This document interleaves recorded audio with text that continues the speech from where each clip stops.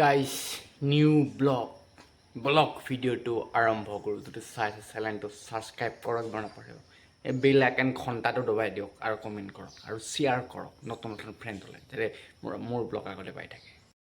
কি ক'ম গাইজ, ঘণ্টা 4 দিন ধৰি পূৰা বৰষুণ দি আছে আমাৰ ইয়াত, মানে অসমত পূৰা বানপানী হৈছে। গুৱাহাটীত বোলে কৃত্ৰিম বানপানী, আৰু ইফালে শুনা পাইছোঁ বোলে 3 মাহৰ চাৰ একেলগে দিব, আৰু বোলে কৰোণা আহি আছে অসমত। কি হ'ব এইবাৰ? 3 বছৰ বোলে লকডাউন হ'ব শুনা পাইছোঁ।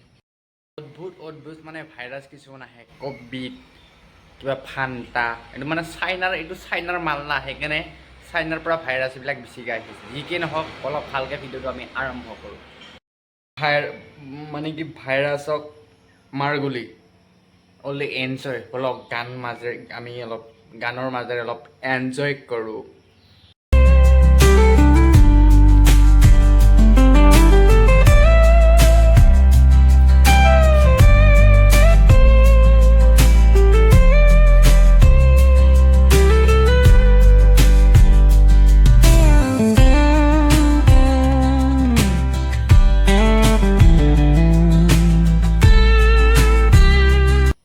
বৰষুণ আহংকে আছে, এইফালে ৰ'দ ওলাই, এইফালে বৰষুণ দিয়ে, মানে ঘামটা বস্তু কম আহি থাকে। এইফালে চাওকচোন, গোটেই বৰষুণ আহিব, একদম পূৰা ধাৰাসাৰ বৰষুণ, পূৰা বানপানী হৈ যাব আমাৰ অসমত।